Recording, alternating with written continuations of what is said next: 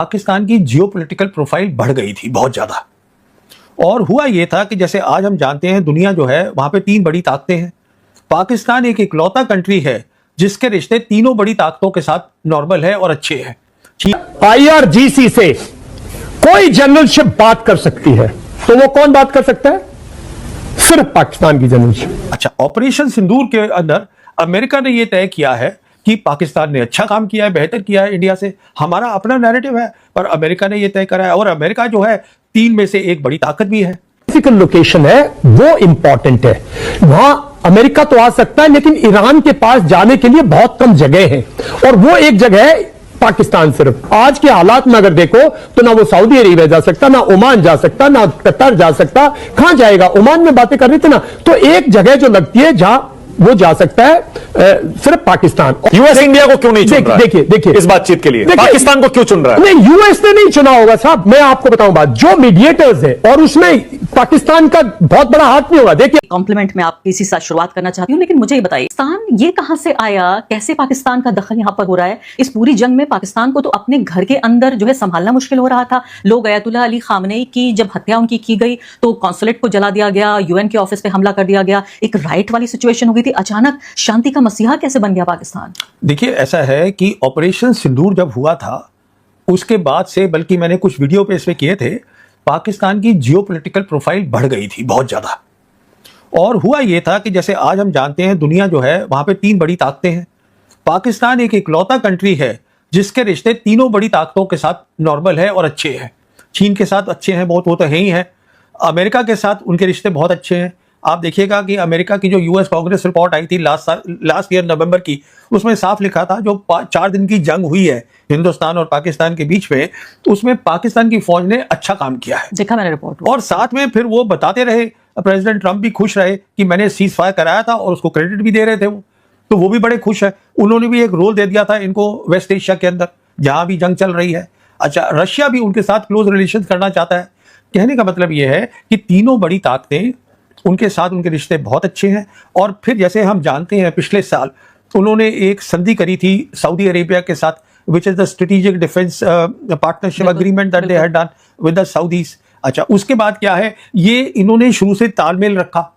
28 फरवरी को जब जंग शुरू हुई है तो army chief field marshal Asif Munir, prime minister उनका और विदेश मंत्री वो तालमेल रख रहे थे ईरान के साथ भी और सऊदीज के साथ तो है ही, बाकी और ताकतों के साथ भी। ये जो 4 ताकतें इकट्ठी हो गई जो कि उसमें शामिल हैं, आपके इजिप्ट हैं, इजिप्ट अरब लीग का वो इकट्ठा कर सकते हैं, फिर ओमान है वो GCC कंट्रीज के हैं, फिर टर्की है उनकी अपनी एम्बिशन है पर वो खिलाफ हैं इजराइल के, और फिर पाकिस्तान है, ये चारों हो गए।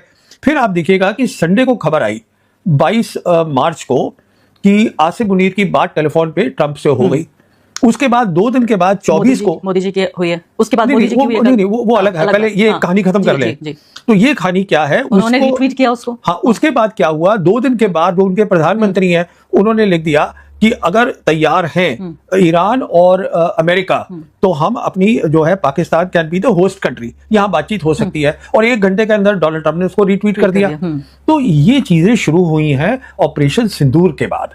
ऑपरेशन सिंदूर में हमारा जो रहा, जो नहीं करना चाहिए था, और मैं उस शुरू से कह रहा था, इसलिए नहीं करना चाहिए था कि मुझे कोई परेशानी है, इनकी प्रोफाइल बड़ी है, मुझे उससे कोई परेशानी नहीं है। मुझे परेशानी है कि हमको दोनों मुल्कों को साथ रहना है, पर वो एक अलग कहानी है। पर ये सारी बात वहां से शुरू हुई है। अच्छा, फिर एक तो उनकी तीनों बड़ी ताकतों के साथ रिश्ता अच्छा है, साथ में क्या है, सिक्योरिटी की बात है कि अगर ईरान की टीम आती है नेगोशिएशन के लिए तो वो कहीं जिनीवा तो जा नहीं सकती, ये लैंड बॉर्डर है, यहां से गए अपना पहुंच गए पाकिस्तान और ईरान का एक वो भी मिलता है कनेक्शन, exactly. बॉर्डर भी मिलता है। तो कहने का मतलब ये है कि ये बेस्ट जगह थी दोनों लिहाज से अगर आप देखिए। जी हाँ, और मलेशिया के प्रधानमंत्री ने भी बाकायदा उनको कोट ट्वीट करते हुए कहा है कि भाई हमने उनके प्रधानमंत्री का बयान सुना है और मैं इसको सपोर्ट करता हूँ। तो ऐसा लगता है मुझे कि एक तरह से मुस्लिम वर्ल्ड पाकिस्तान को बहुत अहमियत दे रहा है। मैं आपसे सिंदूर पर भी सवाल पूछूंगी क्योंकि जब ये कनेक्शन बैठ रहा है तो ये भी बहुत समझना जरूरी है। मैं ये समझती हूँ दर्शक जानते हैं कि ये खास पूरा पॉडकास्ट हमने ऑपरेशन सिंदूर पर सानी जी से बातचीत करते हुए ही किया था और आप इसको जरूर देखिए, लेकिन यहाँ पर भी मैं दोबारा ये बात करना चाहती हूँ कि मलेशिया के प्रधानमंत्री का सपोर्ट करना। तो ये बताइए कि ऑपरेशन सिंदूर से ईरान की जंग का क्या लेना देना? आपने एक बार ये कनेक्शन बताया था कि ऑपरेशन सिंदूर नहीं होता तो सऊदी अरब के साथ ये डील नहीं होती और सऊदी अरब और पाकिस्तान इतने नजदीक नहीं आते। यहाँ पर कई वेस्टर्न अखबार हैं जो लिख रहे हैं कि पाकिस्तान को ये रोल दिलाने में अमेरिका के साथ उनकी जो कुर्बत है, जो नजदीकी है, वो तो शामिल है ही यूएस की, लेकिन सऊदी अरब ने कहा कि भाई हमारे भाई पाकिस्तान को बुला लीजिए। ये सही बात है? देखिए, सऊदी अरब जो है वो इस समय है दूसरी तरफ, वो है अमेरिका के साथ। पर सऊदी अरब का जो रिश्ता है, अभी तो इनका एग्रीमेंट हुआ है, पर ये तो बहुत पुराना है। सऊदीज का और पाकिस्तानियों का कोई नया तो है नहीं। अच्छा, अभी साथ में क्या है कि क्योंकि ऑपरेशन सिंदूर में जियोपॉलिटिकल प्रोफाइल बढ़ी, और देखिए तालमेल रखने में पाकिस्तानी बहुत अच्छे हैं। जैसे हमने देखा कि जब उनको मौका मिला, जब सीज फायर की बात आई, तो उन्होंने फौरन क्रेडिट दे दिया प्रेसिडेंट ट्रंप को कि हाँ आपने सीज फायर कराया है। तो वो तालमेल भी अपना अच्छा रख लेते हैं सब लोगों के साथ।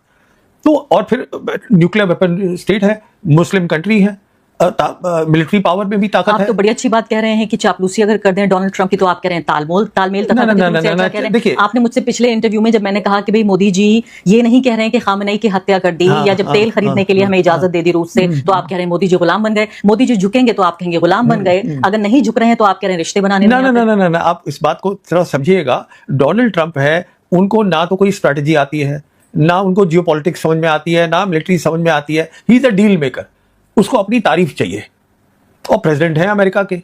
तो अगर उसने सीज फायर में काम किया है, जो कि किया है, ये भी नहीं है कि पाकिस्तानी झूठ में उनकी तारीफ कर रहे हैं, उन्होंने किया है। इनफैक्ट आप याद करिएगा, जब ऑपरेशन सिंदूर हुआ था तो उन्होंने सबसे पहले ट्वीट किया था कि दोनों लोग जो है वो तैयार हो गए हैं, मतलब अब ये हो गया है, सीज फायर उसी दिन हुआ। बिल्कुल, तो उनका रोल तो था ही उसमें। नहीं तो आप चाहते हैं कि मोदी जी इस बात को स्वीकार कर लें भारत की जनता के सामने, वो वक्त और निकल गया, ग्लोबल ऑडियंस के सामने, और चुनाव हार जाए यहाँ पर? अरे देखिए, वो एक अलग कहानी है। आप चुनाव इज अ सेपरेट थिंग, पर उसका वो वक्त निकल चुका है। हमारे जो है रिश्ते जो है अमेरिका के साथ जो है, वो डोनाल्ड ट्रंप पर्सनली खुश नहीं है। आपने पिछले 15 मिनट में 3 बार बोला है कि जियोपॉलिटिकल प्रोफाइल पाकिस्तान का बेहतर हुआ है। मुझे आसान शब्दों में समझाइए, क्या मतलब है इस बात का? जी, इसका मतलब ये हुआ कि आज जो है वो 4 दिन की लड़ाई के बाद, मैं आपके दर्शकों को ऐसे समझाता हूं कि दुनिया बदल रही है। एक ऑर्डर जो था, जो यूनिपोलर वर्ल्ड होती थी, जहां अमेरिका सुपर पावर होता था, अमेरिका तय करता था कि कैसे रूल्स बनेंगे, इंस्टीट्यूशंस क्या होंगी, वो उन्होंने तय किया कि ये वर्ल्ड बैंक है, IMF है, WTO है, UN है, ये सब चीजें अमेरिका की बनाई हुई हैं, तो उनके रूल चलते थे। अब दुनिया जो है वो मल्टीपोलर हो गई है, और उसमें 3 बड़ी ताकतें आ गई हैं। तो अभी क्या हो रहा है कि अब वो रूल खत्म हो रहे हैं, अब नए रूल बनने हैं। जब एक वर्ल्ड ऑर्डर खत्म होता है और दूसरा शुरू होता है, तो मिलिट्री ताकत की अहमियत होती है, क्योंकि रूल टूट रहे हैं। इसका मतलब है और खुली छूट मिल रही है सब मुल्कों को, तो उनकी जो अंदर की रंजिश है, प्रॉब्लम्स है, मिलिट्री पावर बहुत इंपॉर्टेंट बन जाती है। अच्छा, ऑपरेशन सिंदूर के अंदर अमेरिका ने यह तय किया है कि पाकिस्तान ने अच्छा काम किया है, बेहतर किया है इंडिया से। हमारा अपना नैरेटिव है, पर अमेरिका ने यह तय करा है, और अमेरिका जो है 3 में से एक बड़ी ताकत भी है। तो यहाँ बात ये हो रही थी कि ये जंग दुनिया को तबाह करेगी, अब बात ये हो रही है कि ये जंग दुनिया को नई शक्ल दे रही है। न्यू वर्ल्ड ऑर्डर को अगर मैं हिंदी में ट्रांसलेट करूं तो हमें नई दुनिया मिल रही है, नई दुनिया या दुनिया की नई तरतीब मिल रही है हमें। देखिए, एक बहुत बड़ी चीज हो रही है। अमेरिका, देखिए, जो यूक्रेन की लड़ाई है, वहां पे जो चीज नहीं हुई वो यहां हो रही है, और मैं बताता हूं यहां क्या हो रहा है। एक वो ताकत जो बाइपोलर जब वर्ल्ड थी, कोल्ड वॉर जिसने जीती, सिंगल पावर थी यूनिपोलर वर्ल्ड के अंदर, दुनिया की सबसे बड़ी पावर थी, तो 2 उनमें खास बातें थी। क्या है अमेरिका की 2 खास बातें? एक तो है उनकी मिलिट्री ताकत, इकलौता कंट्री है जिसके 800 मिलिट्री बेसिस दुनिया के अंदर है। अच्छा, लेकिन उससे पहले मैं ये पूछना चाहती हूँ कि अभी जो संधि की बात हो रही है, जिसमें पाकिस्तान तथाकथित रूप से हीरो बनने की कोशिश कर रहा है, इंसाफ का, शांति का वो मसीहा, जैसे हम ये कहते हैं कि भाई ये तो टेररिस्तान है, हमें जो है टेररिज्म का प्रायोजक है, भारत में टेररिस्ट भेजता है, तमाम चीजें हम कहते रहे, और हम चाहते थे सिंदूर के बाद कि पाकिस्तान को अलग थलग कर दिया जाए, पाकिस्तान को दुनिया में आइसोलेट किया जाए। हमने पूरा जत्था भेजा मेंबर ऑफ पार्लियामेंट्स का, पूरी दुनिया में लोगों को भेजा, और ये कन्विंस करने की कोशिश की कि पाकिस्तान एक खराब मुल्क है। वो सब तो हमारे सामने काम नहीं आ रहा है। मुझे ये बताइए फिलहाल कि जब ये संधि तैयार ही नहीं हो रहा है ईरान, तो फिर क्या बातचीत हो रही है? देखिए, ऐसा होता है कि आपको ये भी पता चला होगा, जो रिपोर्ट आई है कि अमेरिका ने कहा है बात करने के लिए तैयार है, और हमारा 15 पॉइंट का पीस प्लान है। अरे भाई, जो जीती हुई होती है साइड, वो बताएगी कि मेरा प्लान क्या है, कि जो चाहती है कि, अच्छा आप सोचिए, अमेरिका आज क्यों चाहता है बात करना? क्योंकि अमेरिका को लग रहा है, समझ में आ गया है कि आप ईरान को नहीं हरा सकते। ये समझ में आ गया उनके, इसलिए वो यहाँ से निकलना चाहते हैं। ये कब हुआ था आखिरी बार इतिहास में कि वेस्ट एशिया में एक मुल्क इतना ताकतवर हो गया कि उसने दुनिया के सबसे ताकतवर, क्योंकि इजराइल को नहीं हराया, यहाँ यूनाइटेड स्टेट्स ऑफ अमेरिका को हराया है। आप मुझे बताइए कि ये कब हुआ था इतिहास में और आप इसको कितनी बड़ी घटना मानते हैं? तो ऐसा है, ये पहले हो भी नहीं सकता था, और उसका कारण ये है, जैसे मैं आपसे कह रहा हूं, आज 3 बड़ी शक्तियां हैं, एक नहीं है। पहले ऐसे कभी नहीं हुआ कि 3 शक्तियां हों, और जो 2 शक्तियां हैं बड़ी, चाइना और रशिया, एक तो इनकी खुद की काबिलियत है, ईरानीज की, बड़े अक्लमंद लोग हैं, इन्होंने 20 साल की तैयारी करी है, अंडरग्राउंड टनल्स बनाए हैं, दिमाग है, और साथ में मदद आई है। तो जब मल्टीपोलर वर्ल्ड नहीं होती तो शायद ये नहीं होता, कुछ भी नहीं और होता। इनके ड्रोन जो है वो रूस तक इस्तेमाल कर रहा है। नहीं, वो देखिए, शायद ड्रोन, नहीं, वो शायद वो एक अलग, आई डोंट, या but that's a different thing. Main चीज क्या है कि देखिए, जो डिस्टेंस है ईरान का और इजराइल का, वो 1000 किलोमीटर है। अब 1000 किलोमीटर पे अगर आप ड्रोन भेज रहे हैं और वो स्लो स्पीड पे जा रहे हैं, तो वो उसको जैम कर सकते हैं, पर वो नहीं कर पा रहे हैं। उसका कारण क्या है कि चाइनीज की मदद आ रही है। चाइनीज के जो सैटेलाइट्स हैं, एक तो वो उसको गाइड कर रहे हैं, ड्रोन्स को, और जो जिसको हम कहते हैं जैमिंग कैपेबिलिटी, जिसको इलेक्ट्रॉनिक वॉरफेयर कहते हैं, जो ग्राउंड की इलेक्ट्रॉनिक वॉरफेयर है अमेरिका की और इजराइल की, जो इजराइल में लगी है, उससे ज्यादा शक्तिशाली उनके सैटेलाइट्स हैं, वो उसको जैम नहीं होने दे रहे। बड़ी शानदार बात आप बता रहे हैं। तो क्या ये कुछ ऐसा ही है जैसा हमने सिंदूर के वक्त सुना था? मुझे ऐसा लगता है कि ये कहानी मैं सुन चुकी हूँ। तो आप बिल्कुल सही कह रही हैं, आप ये कहानी सुन चुकी हैं, और मैं इसका एक नतीजा और बता दूं आपको। जो आपने कहानी सुनी है वो ये थी कि जो चाइना है, सिंदूर के टाइम पे बिना लड़ाई लड़े हुए खुद अपनी कैपेबिलिटीज के बुत्ते पर उसने अपनी मिलिट्री डोमिनेंस बना ली थी साउथ एशिया में। लड़ाई लड़ा था पाकिस्तान। सिमिलरली अब वेस्ट एशिया में बिना लड़ाई लड़े हुए लड़ाई लड़ रहा है ईरान, पर डोमिनेंस जो है मिलिट्री की वो चाइना की बनेगी। और आगे बढ़ने से आयतुल्लाह अली खामनेई की हत्या, उसके बाद आप ये देखिए 165 बच्चियों का, 7 से 12 साल की लड़कियों का नरसंहार कर दिया गया ईरान में। वो तीसरी बात, हमारे ही हिंद महासागर में आके 100 ईरानी फौजियों को डुबा के मार दिया गया। हमारे मुंह से एक शब्द नहीं निकला। इससे ज्यादा हम किसी के खेमे में और क्या जाएंगे? उसके बाद भी मोदी जी को क्यों इस संधि के लिए इन्वाइट नहीं किया गया और पाकिस्तान को किया गया? नहीं, क्योंकि जैसे मैंने आपको बताया ना कि ये जो 3 ताकतें हैं, इनका भी तो साथ में होना जरूरी है ना। They should be in agreement with the country जो होस्ट कर रहा तो है। टर्की से हमारे संबंध तो ठीक है, ईरान से हमारे संबंध ठीक है। टर्की ग्रेट पार थोड़ा ना, ग्रेट पार जो है वो रशिया, चाइना और अमेरिका। तो रशिया से तुम्हारे बड़े अच्छे संबंध हैं। देखिए, रशिया को भी हमें लगता है ज्योग्राफिकल लोकेशन है वो इंपॉर्टेंट है। वहां अमेरिका तो आ सकता है, लेकिन ईरान के पास जाने के लिए बहुत कम जगह है, और वो एक जगह है पाकिस्तान। सिर्फ आज के हालात में अगर देखो तो ना वो सऊदी अरेबिया जा सकता, ना ओमान जा सकता, ना कतर जा सकता। कहां जाएगा? ओमान में बातें कर रहे थे ना, तो एक जगह जो लगती है जहां वो जा सकता है सिर्फ पाकिस्तान। और बैकडोर चैनल्स में बहुत प्रेशर आया होगा ओमान से, कतर से, ये लोग इसके लिए। Why not India? इंडिया का मैं नहीं कह सकता, बिकॉज प्राइम मिनिस्टर ने और उन्होंने बात की है जो, उसके लिए हमारे फॉरेन मिनिस्टर बताए, तब मैं बोल सकता हूं ना। मैं अज्यूम कैसे कर सकता हूं कि हमारे प्राइम मिनिस्टर उनके बीच में क्या बात हुई? यूएस इंडिया को क्यों नहीं चुन रहा है? देखिए इस बातचीत के लिए पाकिस्तान को क्यों चुन रहा है? नहीं, यूएस ने नहीं चुना होगा साहब। मैं आपको बताऊं बात, जो मीडिएटर्स है, और उसमें पाकिस्तान का बहुत बड़ा हाथ नहीं होगा। देखिए, मैं आप लोगों को, सब मेरे से शायद ये बात पे सहमत ना हो, और मेरे दोनों मेरे से बड़े हैं और बहुत वो है, I mean the very experience soldier. अगर आईआरजीसी से कोई जनरलशिप बात कर सकती है तो वो कौन बात कर सकता है? सिर्फ पाकिस्तान की जनरलशिप, क्योंकि उनका 36 का आंकड़ा है। हमारे और पाकिस्तान के बीच में भी तो हॉटलाइन है ना। अगर किसी की हॉटलाइन होगी ईरान के साथ तो आईआरजीसी की होगी, और जो पाकिस्तानी सीनियर जनरलशिप है वो दुनिया में घूमती है साहब, वो तो जगह जगह घूमती है। और अगर मान लो कोई ओमान से, सऊदी अरेबिया से अगर कोई बात करे तो कहीं ना कहीं फीडबैक देने में पाकिस्तान का जरूर हाथ होगा। वो नेगोशिएशन अपने सर पे ताज बांध ले, वो नहीं है। एक वेन्यू ऐसी जगह है, एक जगह ऐसी है, वो ज्योग्राफिकल लोकेशन देखो साहब। ईरान कहीं अगर आ सकता है, उड़ के यहां आ सकता है। आईआरजीसी में अगर कहीं किसी से तीनर गया होगा तो पाकिस्तान से भी गया होगा। पाकिस्तान जनरलशिप अगर अमेरिका को बताएगी कितना डैमेज है, आप और मैं कुछ भी करते रहे, पाकिस्तानी जनरलशिप यह बता सकते हैं ईरान के अंदर कितना डैमेज हुआ। बिकॉज वहां जब 2 बॉर्डर मिलते हैं ना, और जब वहां हॉटलाइंस वगैरह जो कुछ भी है कनेक्शन, और आईआरजीसी एक हार्डलाइन फौज है, और ये आईएसआई और ये तो सब है ही इस किस्म के लोग, तो मौसेरे भाई होते ना, वो वाली बात। आशुतोष, में सबसे पहले एक चीज जो गुत्थी मेरे दिमाग में बनी हुई है भाई, 6:51 पर प्रधानमंत्री मोदी से बात हुई डोनाल्ड ट्रंप की, और हमने जो कंसर्न है कि भाई खाड़ी देशों में बवाल मचा हुआ है, ईरान, अमेरिका, इजराइल सब उलझे हुए हैं, 26 दिन हो गए हैं, हाहाकार मचा हुआ है, तो पीस बड़ा जरूरी है, शांति मैंडेटरी है।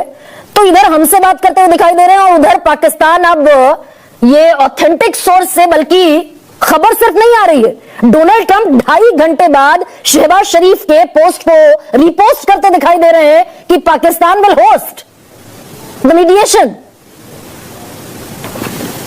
देखिए गरिमा जी, थोड़ा सा हमको क्वालिटेटिव डिफरेंस करना पड़ेगा। पाकिस्तान की भूमिका इस वक्त बहुत बड़े संकट में मीडिएटर की भूमिका है। उसकी तुलना इससे नहीं की जा सकती कि ट्रंप ने भारत के प्रधानमंत्री से बातचीत की है।